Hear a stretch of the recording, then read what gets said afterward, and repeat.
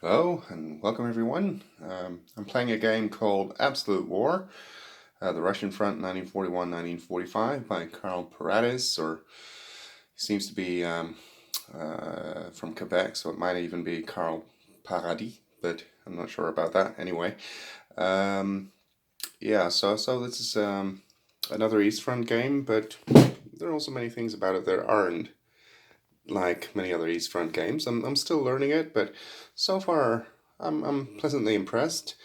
Um, the rules seem a bit daunting at first, and there are some things you need to wrap your head around, but other than that, once you start getting certain concepts and everything, there's actually a lot of innovative things going on and a lot of fun, and so far it does seem to portray the Eastern Front quite well with a minimum amount of units. Now, mind you, this is after the first German move of Operation Barbarossa, or of the campaign game, as you will, because it's both the same. They both start the same way.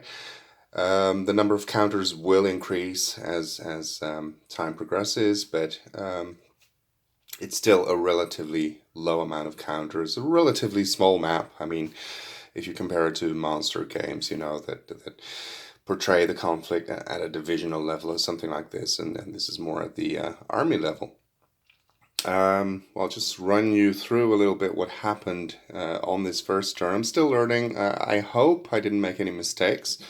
I'm actually pretty sure I didn't because I tried it once or twice before and then I did make a couple of mistakes. But I'll just run you through a few concepts a little bit and also tell you something about pincer maneuvers.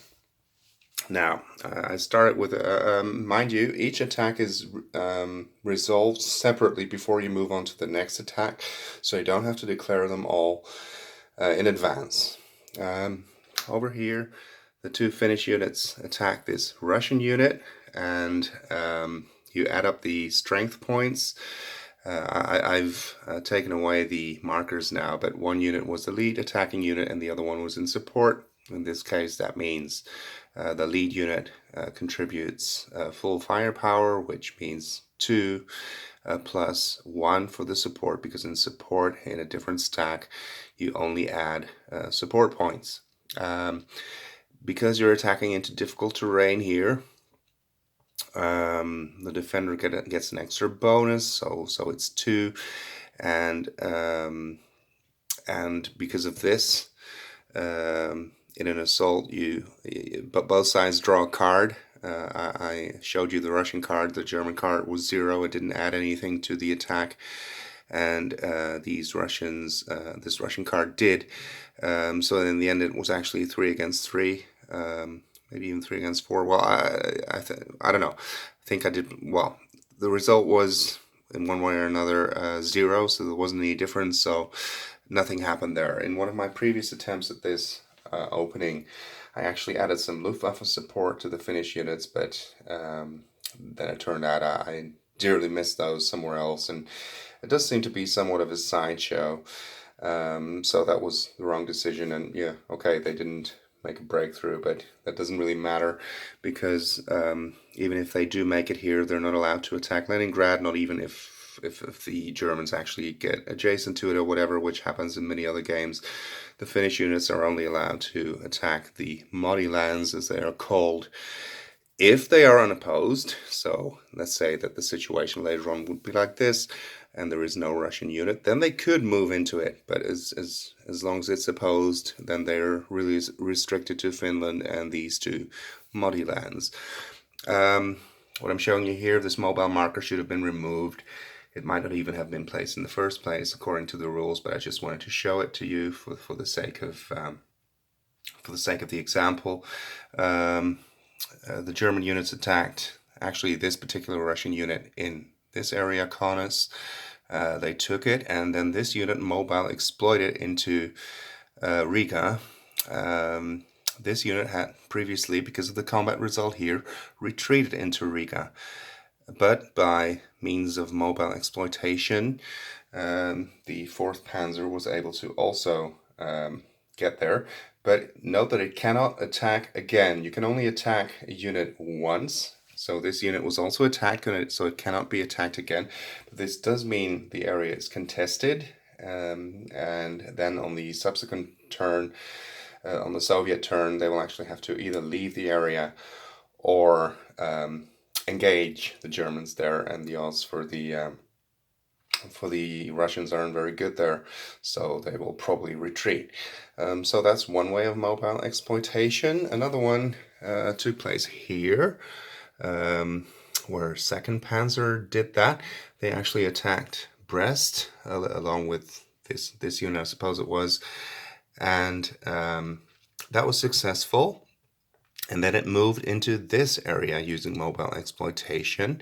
And then the other units, other German units over here, which are now part of these attacks, attacked the area. The Second Panzer couldn't attack again. That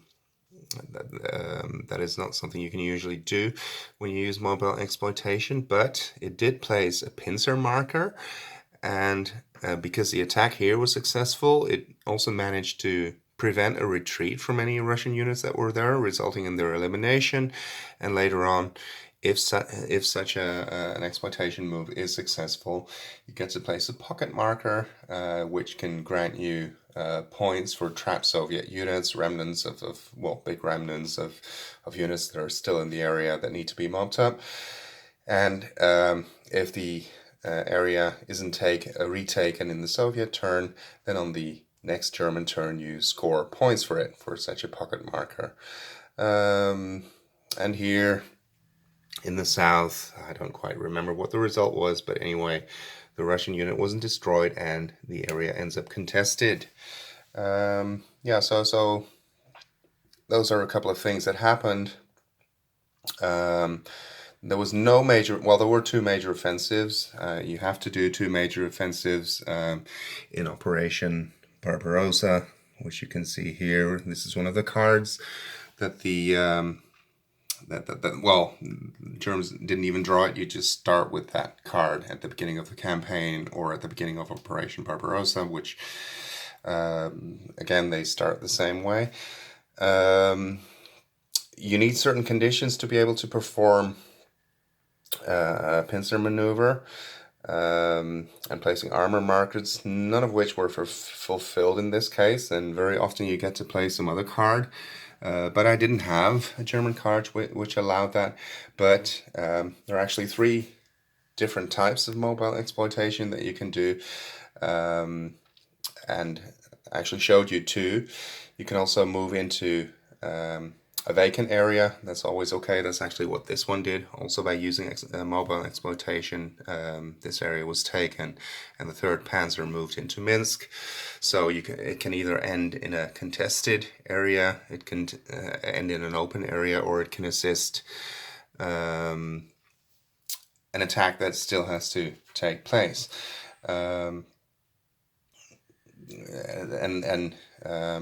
Yeah, many of those, had they had an armor marker, I will try to explain that in some other video, then some of these things would not have been possible, but it's more or less clearly explained in the rulebook once you get it, and if you read some posts on Board Game Geek or some of the very helpful play aids that are available, yeah, then in the end you do get it, and it's actually less complicated than it initially seems. And so far my initial impressions of this game have been very favorable, and I'm enjoying it. I'm continuing with the Russian turn now. I hope you've enjoyed this video.